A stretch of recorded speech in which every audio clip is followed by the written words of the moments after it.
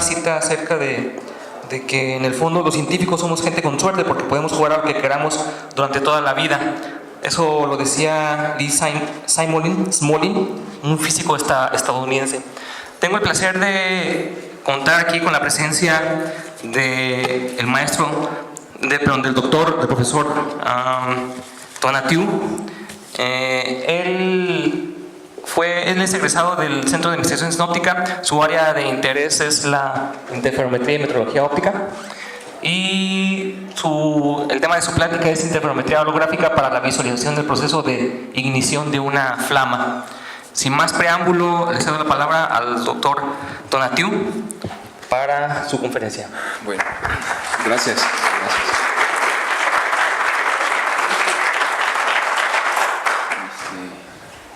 Bueno, gracias, compañeros, chavos, casi todos, ¿no? Voy a platicarles sobre los últimos trabajos que hemos estado realizando en la Unidad Académica de Física. Tenemos ahí un cuerpo académico que nos dedicamos al estudio de la óptica.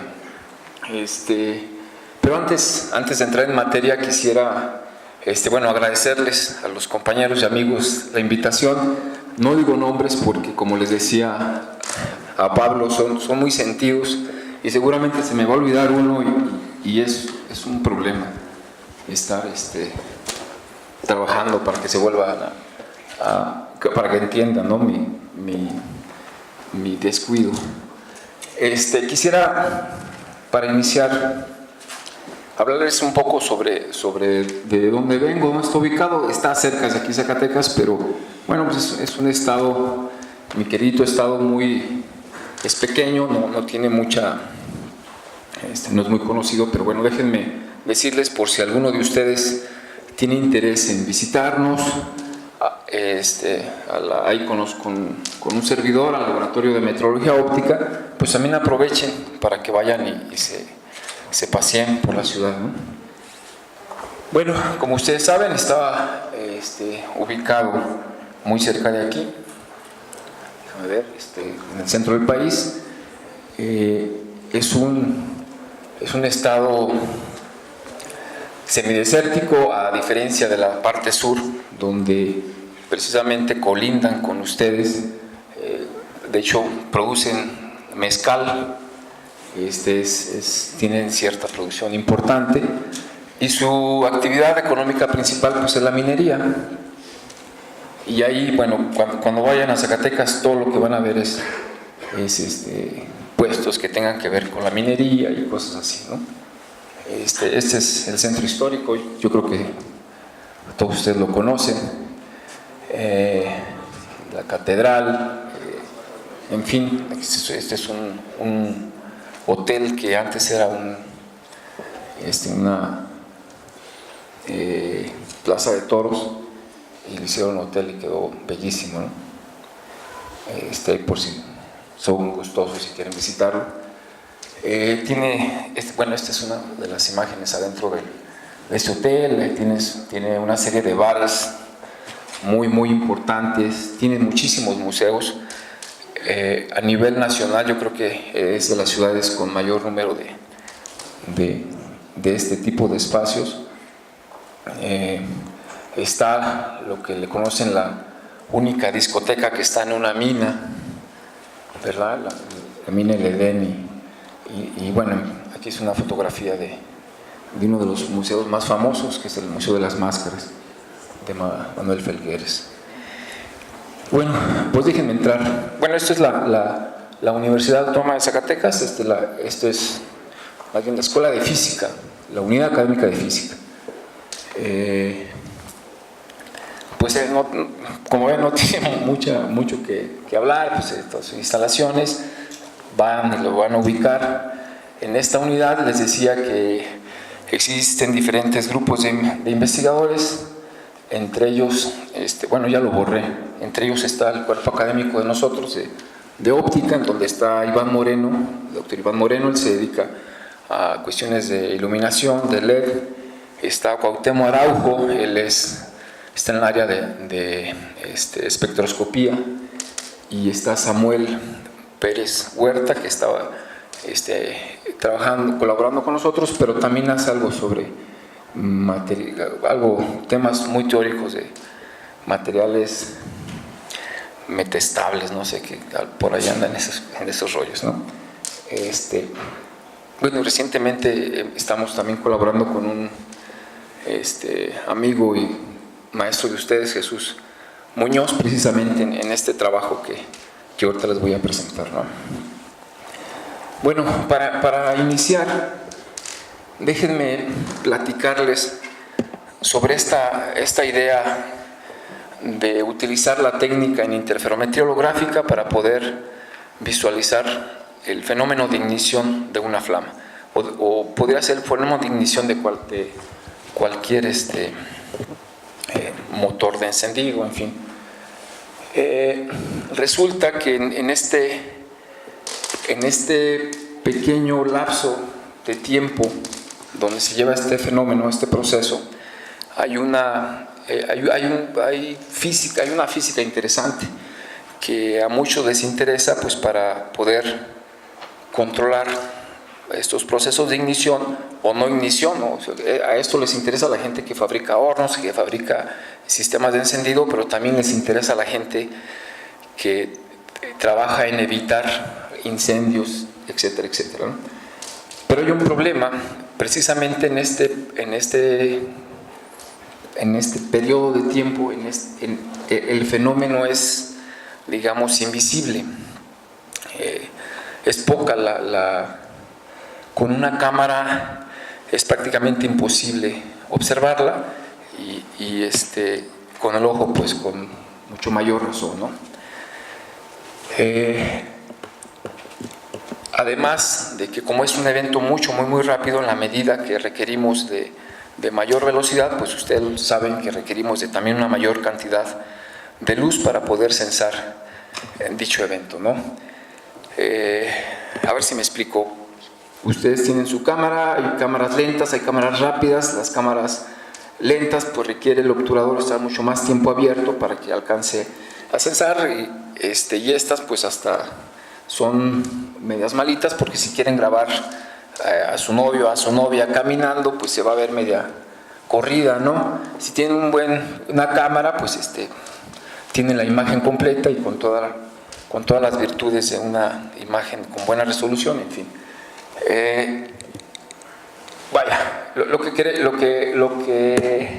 La idea surgió porque precisamente en ese lapso de tiempo es donde hay una mezcla de gases, de oxígeno, de temperatura y presión. Se tienen que conjugar ciertas condiciones para que pueda haber este fenómeno de ignición, ¿no? Y en ese lapso de tiempo es lo que queremos aplicar la técnica para observar eso, ¿no? Para eso, pues, tenemos que revisar algunos principios básicos de la técnica, que es la holografía, la interferometría holográfica, la interferometría holográfica digital, la interferometría holográfica digital en objetos de fase, grabado de hologramas y evaluación de la fase, y esta técnica aplicada ya para visualizar este fenómeno, ¿no? Va. Bueno, la idea es muy sencilla, ¿no? Lo que es la holografía. La holografía es una técnica que se usa, fue una invención con lo cual se puede grabar y reconstruir un frente de onda de luz. ¿Qué tiene que ver esto? Tenemos una fuente de luz coherente. Esta fuente de luz la dividimos en dos. Parte de la luz que se transmite la utilizamos para iluminar un objeto. La otra parte que se refleja la utilizamos para iluminar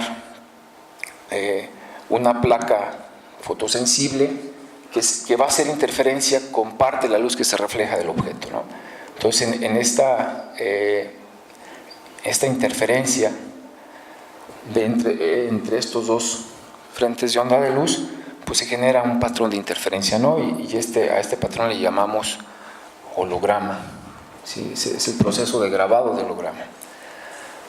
Para reconstruir, para decodificar la información que tenemos en este patrón de interferencia, se bloquea la parte que iluminaba el objeto y se hace incidir sobre la placa donde tenemos el holograma, donde tenemos el patrón de interferencia, y debido a efectos de difracción pues se van a generar imágenes tridimensionales con todo el efecto de profundidad del objeto que estuvimos iluminando, ¿no? Entonces, bueno, tradicionalmente ese es el proceso de grabado y reconstrucción de un frente de onda, lo que es la técnica de holografía. Con el tiempo, bueno, déjenme, una de las aplicaciones más importantes de la holografía es la interferometría holográfica. El hecho que podamos nosotros tener información completa de un objeto y que podamos después compararla, este mismo objeto en un estado ya modificado, nos da información también sobre los cambios en este objeto. En este caso hay un desplazamiento, hay una carga que se le aplica al objeto, se deforma, se graba un holograma antes de deformarlo y se graba un segundo holograma ya una vez que se deforma el objeto. Cuando se hacen interferir estos dos hologramas, se genera un interferograma que tiene información codificada de las variaciones de este objeto, con la ventaja de ser sensible en fracciones de micras, ¿no? O sea, podemos simplemente soplarle a este objeto y el interferómetro me detecta esas pequeñas variaciones, ¿no? Me detecta movimientos, me detecta desplazamientos en orden de fracciones de micras. Bueno, pues esto es algo muy importante y muy útil para muchas aplicaciones, ¿no? Como lo que vamos a ver hoy. En fin, bueno, aquí es lo mismo. Una vez que grabamos los dos hologramas, va a aparecer aparecían este tipo de imagen, ¿no? Aparece el caballito ahí bañado con estas franjitas, y que estas franjitas tenían información sobre los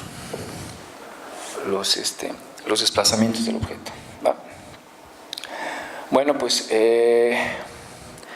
lo que quiero ver aquí es que una vez que con el desarrollo de las computadoras, de los sistemas optoelectrónicos, de las cámaras SD, pues se pudo llevar todos estos medios ópticos tradicionales a sistemas electrónicos, y cuando antes costaba trabajo grabar un holograma, revelarlo, y todo este trabajo tedioso y tiempo, pues con la computadora se hizo prácticamente en tiempo real, ¿no? Se desarrolló pues algoritmos en la computadora que pudieran calcular a través de algoritmos basados en teorías de difracción y todos esos temas. Se pudo reconstruir digitalmente los hologramas, ¿no? Bueno, es un poco un esquema para decir que se usaron computadoras, obviamente se tuvo que, esto es algo que podría explicarse, ¿no? Se tuvo que reducir el ángulo de interferencia entre estos dos haces por la cuestión de la resolución de la cámara, en fin, no es de mucha importancia. Otra, les decía, una de las aplicaciones importantes pues, es la interferometría holográfica, y no solamente se podían analizar deformaciones en objetos, sino también variaciones del índice de refracción en diferentes medios, ¿no? Y la idea es la misma. Tenemos un medio en un estado que nos interesa analizar sus cambios, hacemos incidir luz, generamos un frente de onda, lo grabamos y lo hacemos interferir, con un haz de referencia. Este patrón de interferencia, bueno, pues es el holograma digital, y de aquí lo procesamos.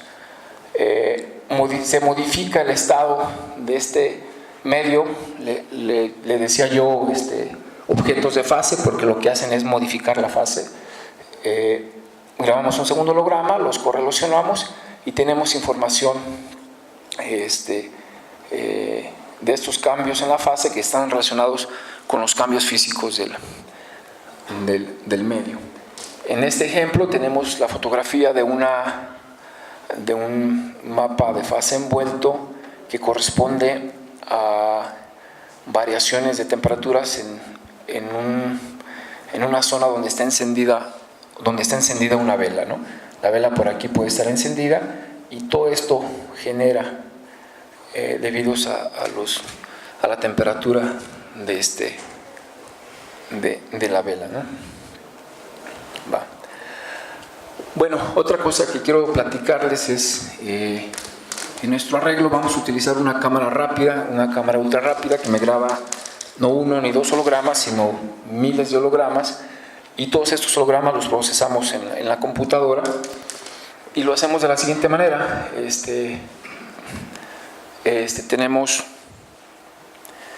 Grabamos un primer holograma de referencia y después modificamos, digamos, el objeto que nos interesa y grabamos una serie de hologramas, ¿no? A cada uno de estos hologramas, vaya, es la intensidad que grabamos en el sensor de la cámara. Y lo puedo representar con esta expresión. Aquí tenemos una frecuencia portadora, es decir, los hologramas son grabados en el plano imagen. Tenemos una frecuencia que me permite, una vez que sacamos el espectro de frecuencias o la transformada de Fourier, tener separados estas componentes que tienen información de la fase, que es el término que me interesa. Los filtramos y después lo correlacionamos con cada una de estas imágenes que obtenemos de los hologramas digitales subsecuentes después del primer holograma que tomamos de referencia, ¿sí? Entonces, eso es el proceso que hacemos. Grabamos un holograma, hacemos un filtrado de frecuencias y obtenemos lo que le llaman la evaluación de la fase, con el método de Takeda, de la transforma de Fourier.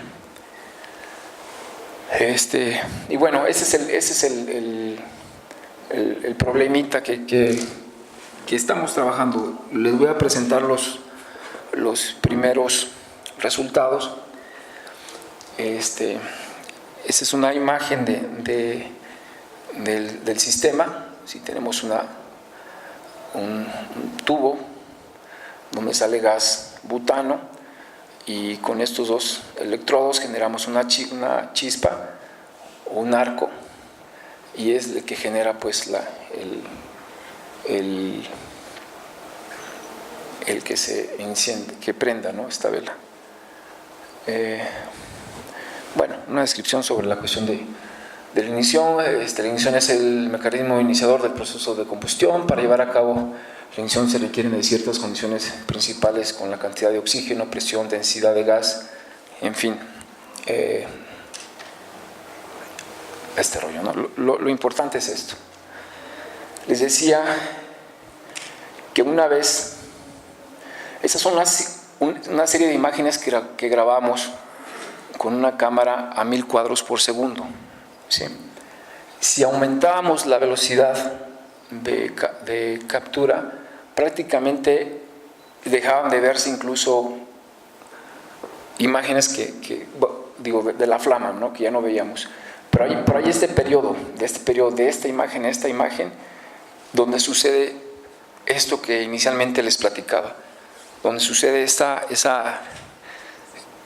acción, esa química, ¿cómo le llaman? Esotérmica, no sé, donde hay esa transición, ¿no?, que es la parte que nos interesa analizar. Y obviamente pues con la cámara no era posible detectarlo, ¿no? Este primer estudio que hicimos, bueno, aquí yo no sé por qué puse esto, pero bueno, aquí es una gráfica en donde muestra la intensidad de la luz en todas estas series de imágenes que obteníamos con la cámara. Es decir, teníamos grabamos diferentes imágenes, el cuadro, en este cuadro calculábamos la intensidad que se registraba y simplemente los graficamos, ¿no? Y nos damos cuenta pues en esta zona, que es cuando aparece la flama, y es esta zona, ¿no? aparece primero una flama, vuelve a bajar su intensidad y ya llega a un estado estable, ¿no? Y se refiere a esta parte, ¿no? ¿Sí? Esta la pusimos con el ánimo de contrastar precisamente esta zona, donde no hay manera de obtener más información. ¿Sí?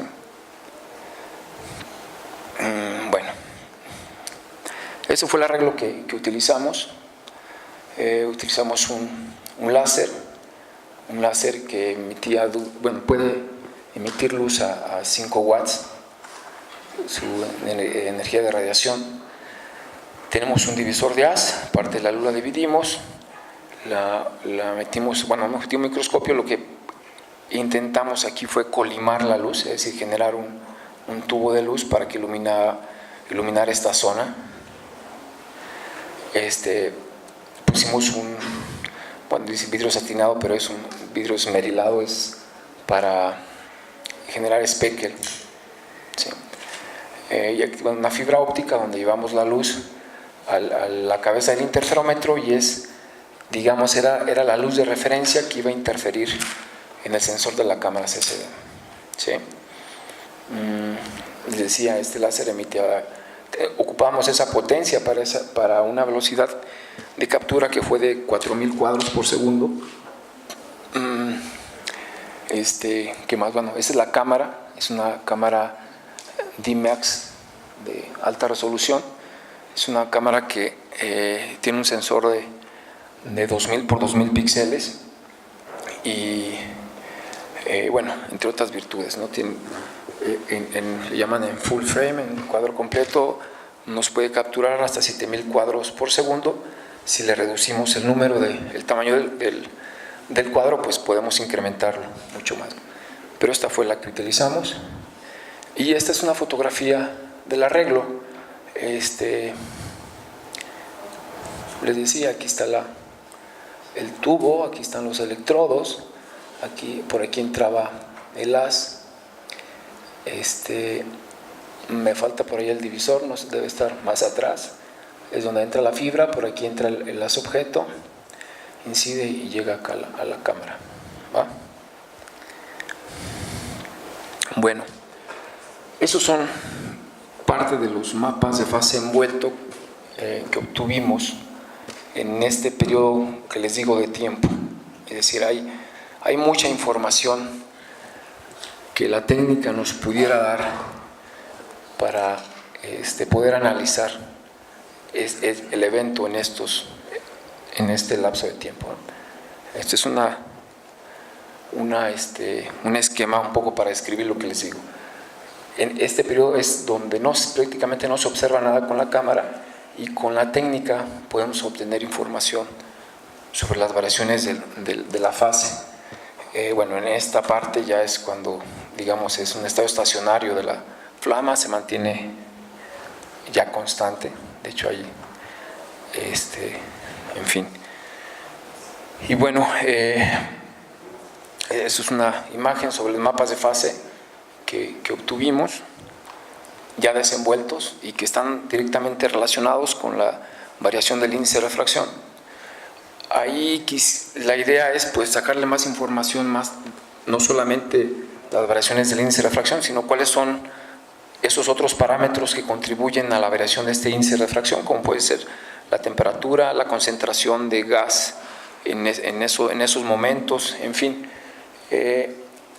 Hay cosas ahí interesantes que todavía nos queda mucho por analizar. Incluso estas variaciones parecería que son vórtices que se forman en el lapso de tiempo. Esa es una gráfica de la fase. Lo que yo les decía, la fase en función del tiempo, y es aquí donde la técnica nos puede dar información para visualizar este fenómeno de ignición en esos primeros instantes de encendido, ¿no? Pues yo creo que es es a grandes rasgos. Bueno, este trabajo lo publicamos recientemente. Les digo, es una primera aproximación al problema. En esta segunda parte les decía que el compañero Jesús nos está ayudando para poder discriminar estos parámetros que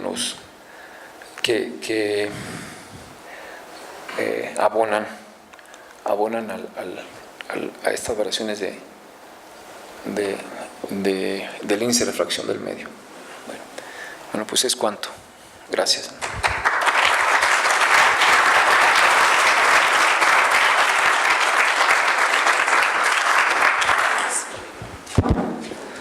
Bueno, pasamos a la sección de preguntas. Damas y caballeros, ¿alguna pregunta?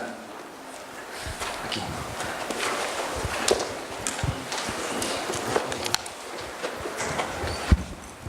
Gracias. Bueno, es una pregunta de dos partes, pero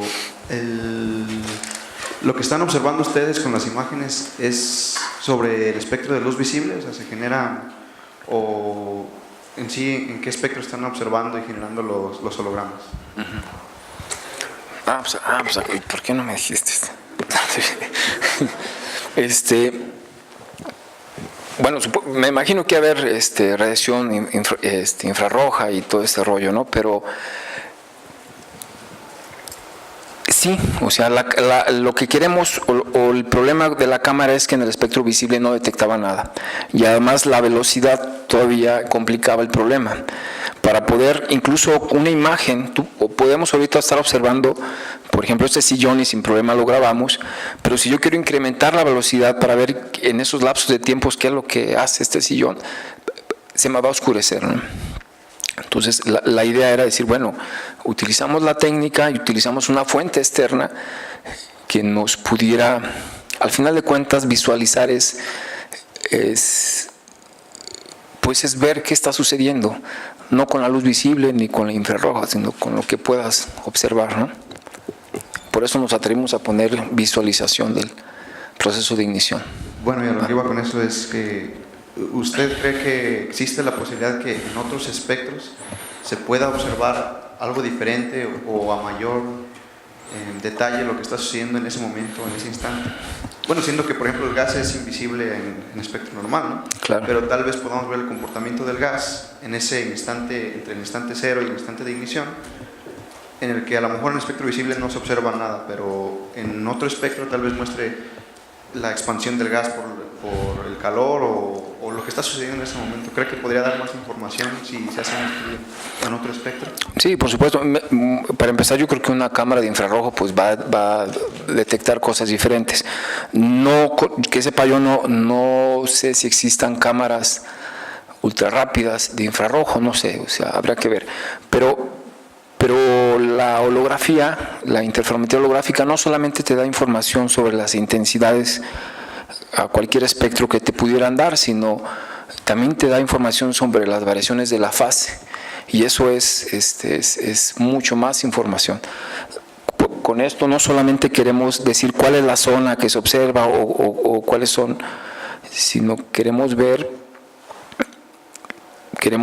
ubicar la temperatura que hay en cada punto. Queremos ver cuál es el volumen, digamos, que se afecta en el momento. Y esto,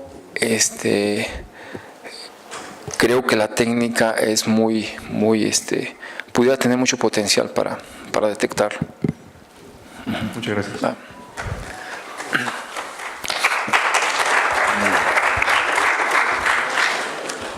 Gracias. ¿Alguna otra pregunta? Hasta como una, profesor.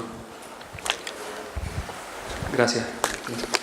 Mi pregunta está relacionada a esa y al hecho de que aquí, si la intención es medir temperatura, la fase está relacionada a variaciones del índice de refracción, que dependen de la presión, temperatura y la química, ¿sí? Claro. La composición química. Claro. O sea, ¿cómo, o sea, en el caso de los gases que están estudiando, tienen ecuaciones extras que puedan que les permita separar el efecto de la presión, o hay mediciones extra que puedan hacer para separar el efecto de composición química y presión y solamente relacionar la fase a la temperatura? Bueno, hay expresiones para relacionar las variaciones del índice de refracción con la temperatura cuando controlas, digamos, el gas. Si es este gas y si le pones este gradiente de temperatura, pues esta variación del índice de refracción le corresponde. El Gaston, bueno, hay una expresión, ¿no? Diferencial que te da esa información. Pero aquí el asunto es, incluso si no, o sea, si ni siquiera tuviéramos el parámetro de la temperatura, el hecho que nos dé variaciones de intensidad, no sabemos si se debe a la concentración del gas o al volumen que está abarcando. Estamos trabajando en eso, ¿no? Lo que estamos pensando es poner, hace minutos te platicaba que trabajamos con un interferómetro que grababa simultáneamente diferentes direcciones y nosotros queremos resolverlo más o menos en esa dirección, ¿no? Poner más interferogramas o más bien más puntos de observación que nos pudiera eliminar ciertos parámetros para ir definiendo algunas cosas. Sería interesante combinar, por ejemplo, una cámara infrarroja, que es más sensible solo a temperatura, Exacto. o medidas de absorción en zonas del espectro, que mencionaron, por ejemplo, zonas de infrarrojo. Exacto. Medidas de absorción y de temperatura por ahí pueden servir para combinarlas con la fase y separar. En realidad tenemos 3 ecuaciones. Exacto. ¿Sí? Porque necesitamos 3 ecuaciones independientes porque hay 3 incógnitas. Exacto. Presión, temperatura, composición. Exacto. Supongamos que hay un gas que nos interesa. ¿Sí? Ajá. Entonces, por ejemplo, una ecuación la va a dar la medición de fase, ¿sí? Intensidad de verde, fase. Otra podría ser absorción, otra temperatura, con cámaras infrarrojas por ahí, por ese lado. Podrá, sí. El problema es técnico, ¿no? Tenemos ahí una cámara infrarroja, pero pues no graba a esa velocidad, ¿no? Pero se la podría calibrar con el estado estacionario de la vela. Ah, ok, podría ser. Se calibra, sí, buena sugerencia. Muy bien, gracias.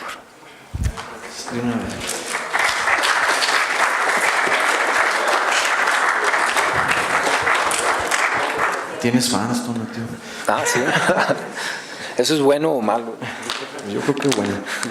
Oye, Tonatiuh, nos comentabas que, estoy viendo aquí tu artículo, que es la misma imagen que nos proyectaste de la figura donde están todas las flamas. Que lo más importante o lo que estabas estudiando eran los 3 primeros fotogramas, ¿no? Que es el 0 milisegundos, 1 milisegundo y 2 milisegundos, que era cuando hacías el chispazo y empezaba a iniciarse la flama, ¿no? ¿En qué recae esa importancia? ¿Alguna aplicación o por qué? ¿O por qué estudiar esa pequeña ese zona? proceso? Sí, te decía, la tesis es de que en la medida que tengas un estudio más preciso sobre cuáles son las condiciones ideales para que se llegue a encender, cuáles son los mecanismos que llegan a suceder eso, pues puedes dar elementos para el diseño de cosas más eficientes, ¿no? Y es precisamente en ese periodo de tiempo donde, te decía al principio cuando vimos las imágenes, donde parecía que se forma una especie de me voy a escuchar muy charlatán, ¿no? Pero parecería que antes aparece la chispa y como que parece que hay un corrimiento del gas hacia el centro y combinado con esto, la presión y la temperatura es cuando se genera pero no sabemos, ¿no? O sea, eso es lo que tenemos y a lo mejor hasta pura curiosidad ahí, ¿no? Hay un fenómeno físico muy interesante ahí que nos interesa. Voy a hacer un comentario respecto de tu pregunta. Una aplicación en la que esto tiene relevancia es en la máquina de combustión interna, ¿sí? Exacto. La explosión dentro de un cilindro cuando el combustible se mezcla con con oxígeno, hay llama y es un proceso repetitivo. Y la eficiencia de la máquina de combustión interna depende de qué tan estable es ese proceso de ignición. ¿Sí? Entonces, si se conoce a esa escala temporal y se puede tener, no sé, medidas estadísticas, qué tan estable y estacionario es, se puede, por ejemplo, rediseñar el inyector, el diámetro, la geometría del inyector, cambiar presiones, cambiar, no sé, mezclas. Y volver más eficiente la combustión. Sí. Nuestra parte es trabajar en generar sistemas de medición, ¿no? de detección. Va. Muy bien. ¿Alguna otra pregunta, damas y caballeros?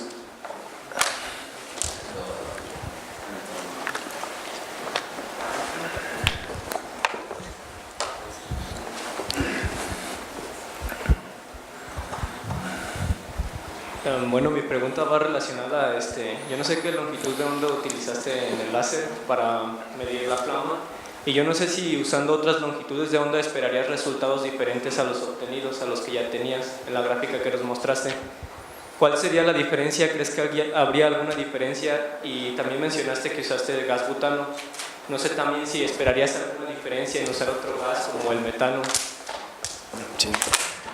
Cuando era estudiante de física, alguna vez iba a los congresos de física y yo le decía al maestro, ¿sabes qué? No le entiendo mucho, ¿no? Y me decía el maestro, dile qué tiene que ver con la temperatura y los vas a meter en aprietos, ¿no? No es el caso, ¿no? Pero son preguntas que a veces no esperas y que tienen algo de interesante. Tiene mucho que ver la longitud de onda, obviamente, y más para el diseño óptico. La longitud de onda me define también el tipo de píxel que tengo que utilizar, la generación de mota, el tipo de apertura que tengo que utilizar para que haya una resolución más eficiente en mi sistema. Si pongo una longitud de onda más pequeña, lo que tengo es motas más grandes, pero también el problema de técnico, ¿no? O sea, dice alguien por ahí, pues es el que teníamos en el laboratorio, ¿no? Si hubiera otro, a lo mejor sería interesante medir qué onda con los otros láseres. El objetivo, les decía, del trabajo era mostrar que la técnica era factible para detectar esta, y puede funcionar, creo, sin dudarlo, con cualquier otra longitud de onda. Se adaptan digamos, el sistema óptico a las condiciones que requiere la fuente de luz, y sin problema yo creo que funciona, ¿verdad? Perdón por el comentario es que se me ocurrió un chiste.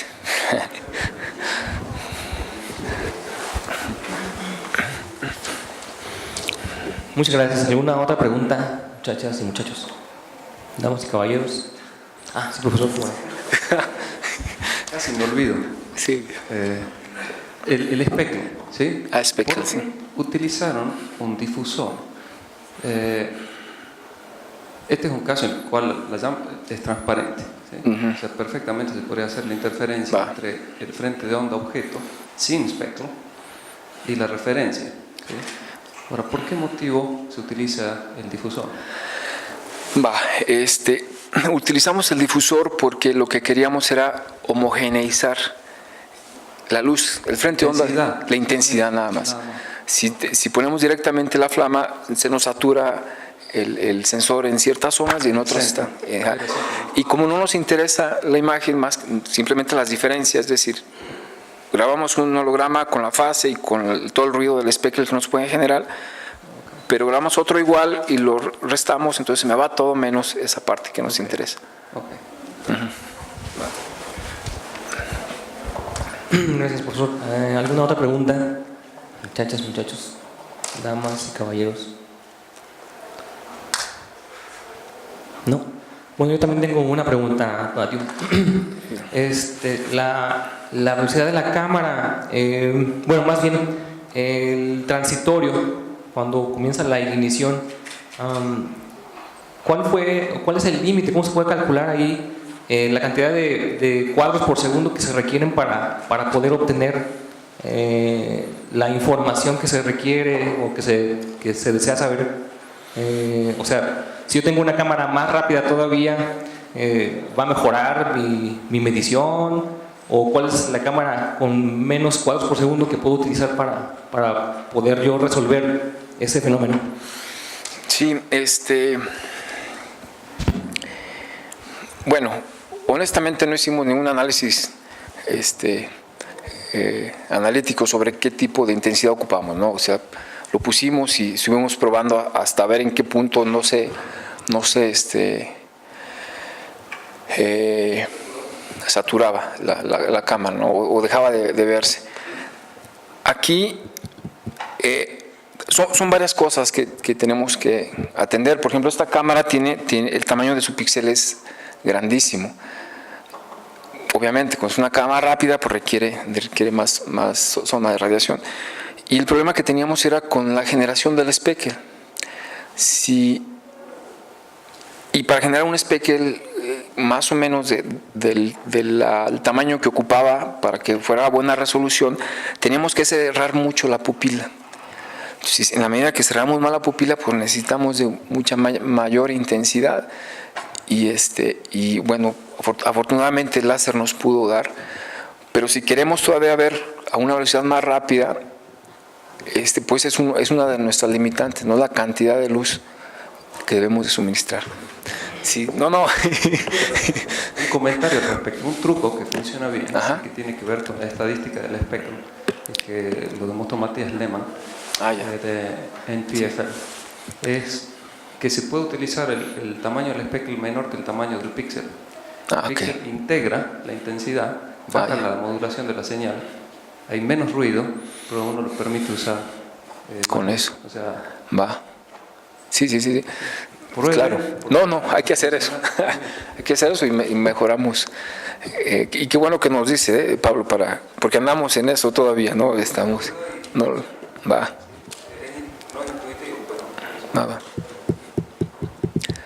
Muy bien, más preguntas, damas y caballeros. ¿Preguntas? ¿No? Chavo, ¿no? La cachucha quiso levantar uno, ¿no? ¿Cómo? El chavo la cachucha no, como que levantó. ¿No? ¿Quién? ¿Usted? ¿Joven? ¿No? Estaba rascando. Estaba acomodando la cachucha, nada más. Va.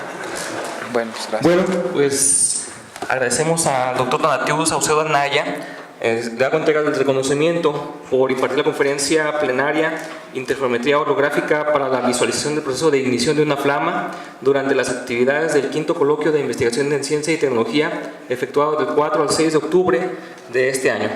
Y con un fuerte aplauso.